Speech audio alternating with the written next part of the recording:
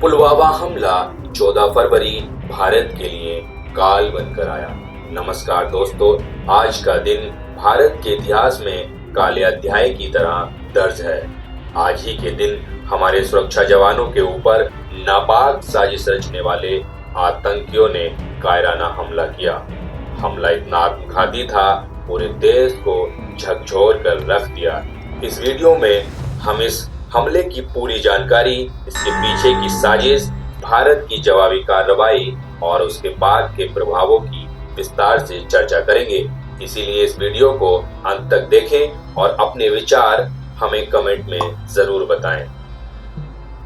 दिन था गुरुवार, तारीख 14 फरवरी साल 2019।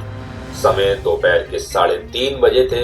जम्मू श्रीनगर राष्ट्रीय राजमार्ग पर करीब 2500 सीआरपीएफ जवानों को लेकर 78 बसों का काफिला गुजर रहा था। उस दिन भी सीआरपीएफ का काफिला अपनी धुन में आगे बढ़ रहा था।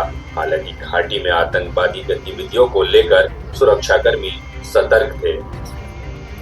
सड़क पर उस दिन भी सामान्य आवाजाही थी। जवानों का काफिला पुलवामा पहुंचा ही था, तभी सड़क के दूसरी साइड से आ रही एक कार ने सामने से सेना के एक वाहन को टक्कर मार दी। जैसे ही एसयूवी कार टकराई, सीआरपीएफ जवान तब तक कुछ समझ पाते, एक भारी विस्फोट हुआ। जाहिर है वह कार विस्फोटक से लदी थी और वह सामान्य व्यक्ति की नहीं बल्कि एक आतंकियों की कार थी और जानबूझकर किया गया हमला था। आसपास आग की लपटें थीं, पूरा वातावरण धुएं की कैद में था। जवानों ने तुरंत पोजीशन ली। तब तक आतंकियों ने अंधाधुंध गोलियां बरसानी शुरू कर दी। इसको देख भारतीय जवानों ने भी साहस दिखाते हुए काउंटर फायरिंग शुरू कर दी।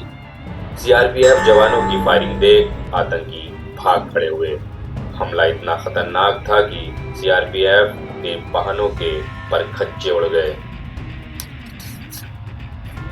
जब धुएं के बादल हटे तो वहां का दृश्य इतना भयावह था कि इसे देख पाना मुश्किल था।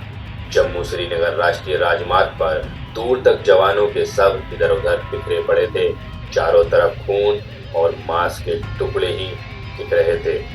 जवान अपने साथियों की तलाश में जुट गए। हमारे 40 जवान इस हमले में शहीद हो चुके थे। सैकड़ों जवान घायल हो गए। पूरा देश जहां वैलेंटाइन डे के जश्न में डूबा था, एकाएक शोक में बदल गया। सारा देश रो पड़ा। हर किसी की आंखों में आंसू से सभी सैनिकों की सलामती की दुआ कर रहे थे। देश भर में सरकार से लेकर आला अधिकारी तक हरकत में आ गए। हमले की जिम्मेदारी पाकिस्तान स्थित आतंकी संगठन जैश-ए-मोहम्मद ने ली।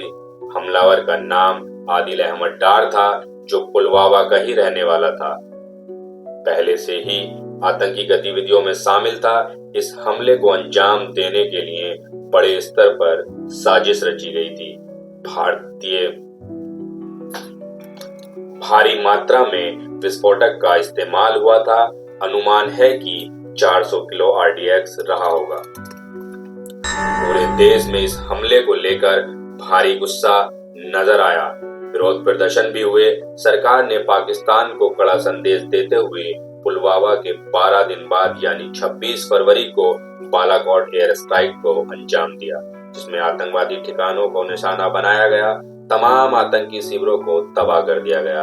करीब 300 आतंकी मारे गए। इस तरह भारतीय शहीदों को सच्ची श्रद्धांजलि अर्पित की गई और आज भी भारत उससे जुड़े आतंकियों को चुन चुन कर मार रहा है। अंतर्राष्ट्रीय स्तर पर भारत ने पाकिस्तान को अलग थलग करने की कोशिश की और उसे वैश्विक मंच पर बेनकाब किया।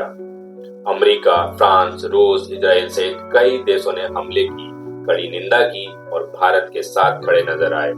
यूनाइटेड नेशन में इस हमले को लेकर चर्चा हुई और आतंकवाद के खिलाफ कदम उठाने की मांग की गई। हमले के बाद भी भारतीय सेना का अभियान जारी है। जैश-ए-मोहम्मद के कई और आतंकियों को मार गिराया। राष्ट्रीय जांच एजेंसी एनआईए ने इस हमले की गहन जांच की और इसमें पाकिस्तान की संलिप्तता के पुख्ता सबूत इकट्ठा किए। पुलवामा हमला हमें याद दिलाता है कि आतंकवाद के खिलाफ सतर्क रहना कितना जरूरी है। सुरक्षा एजेंसियों ने हमले के बाद सुरक्षा को और मजबूत किया। भारत ने आतंकवाद के खिलाफ कड़े कदम उठाए, लेकिन इस खतरे से निपटने के लिए हमें हमेशा तैयार रहना होगा। हम अपने जवानों को नमन करते हैं, उनका बलिदान व्यर्थ नहीं जाएगा। भारत के वीर सपूतों की कुर्बानी हमारे दिलों में हमेशा जिंदा रहेगी। अगर आप भी हमारे जवानों के सम्मान में खड़े हैं तो जय हिंद लिखकर उनको श्रद्धांजलि अर्पित करें और 14 फरवरी को शहादत दिवस के रूप में शेयर करें। धन्यवाद। जय हिंद, जय भारत।